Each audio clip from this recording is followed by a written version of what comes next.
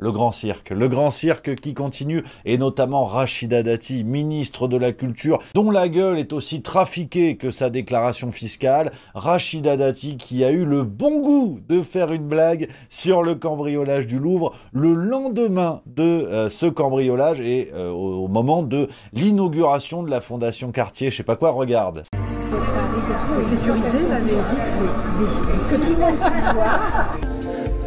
Ouais, t'as vu, c'est énervant, ouais, ministre de la Culture a fait des blagues après sur le truc et tout. Et ouais.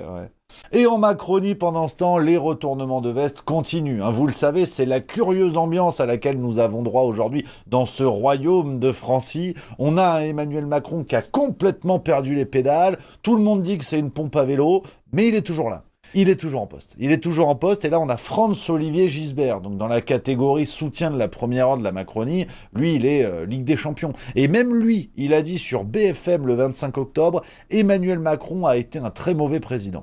Ouais, ça, c'est une bonne question. Mais moi, franchement, je fais pas partie des gens qui disent Macron doit partir. Ça, je ferai pas. Je peux pas le faire. Après, pour vous, ça n'est pas la solution. Macron a été évidemment. un très mauvais président. Alors, c'est vrai qu'à un moment donné, quand t'as Franz-Olivier Gisbert qui te critique, tu réfléchis. Je veux dire, vraiment, c'est Palmade qui te dit force pas trop sur les substances illicites. C'est que tu lèves le pied, tu vois. Et donc, même Gisbert te dit Macron, il est nul. C'est que franchement, là, faut faire quelque chose. Ça urge. Ce qui urge pas du tout, c'est le vote du budget. Vous avez vu en ce moment, tous les médias parlent de ça. Les parlementaires discutent du budget. Ah oui, est-ce qu'on fait ça? Zuckman, pas Zuckman, Glucksmann, pas Glucksmann. Vraiment, mais ils prennent le temps. Ils prennent le temps. Vraiment, les discussions n'ont rarement été aussi détendues. Vous avez vu, à l'Assemblée nationale, ils savent déjà qu'ils vont être en retard sur la date à laquelle ce budget devrait être voté. Et ils te disent, non, mais c'est bon, on étudie la place des virgules. C'est très important parce que parfois, il y a des guillemets, on ne sait pas trop. Alors, on fait 1h30 de discussion pour savoir si le guillemet est bien à sa place. Sachant que dans la foulée, il va y avoir l'étude du projet de loi de financement de la sécurité sociale. Bref, on est reparti pour un immense bordel de discussion à l'Assemblée nationale, puis au Sénat, normalement, un jour. Et avec un Premier ministre, Sébastien The Cornu, The Naked Man, qui nous avait dit « Je n'aurai pas recours au 49.3 ». Donc vraiment, tout est fait pour que ça dure des plombes. Mais forcément, vous connaissez votre pangolin préféré, quand ça se passe comme ça, moi je me suis posé des questions. Je me suis dit, c'est quand même bizarre que pour une fois, alors que d'habitude ils sont pressés de nous la mettre à l'envers, là ils prennent tout le temps nécessaire pour voter ce budget.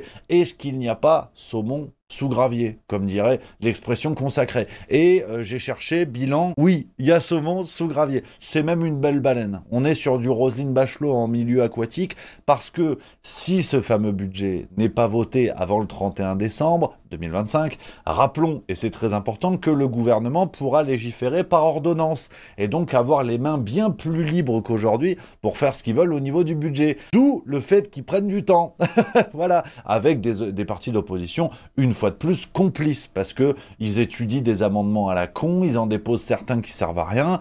Alors il y a des débats, tu vois, sur les trucs Zuckman où le PS te dit « Oui, on est prêt à s'opposer au gouvernement. » Voilà, c'est Passepartout qui te menace de faire un dunk. Le Parti Socialiste, à un moment donné, on vous aime beaucoup, mais arrêtez de faire semblant. Vous avez fait un 75 aux dernières présidentielles et vous nous expliquez que vous tenez le gouvernement par les couilles. Donc, quelle indignité. Tu sais, aujourd'hui, on ne sait plus qui a des couilles, qui en a pas.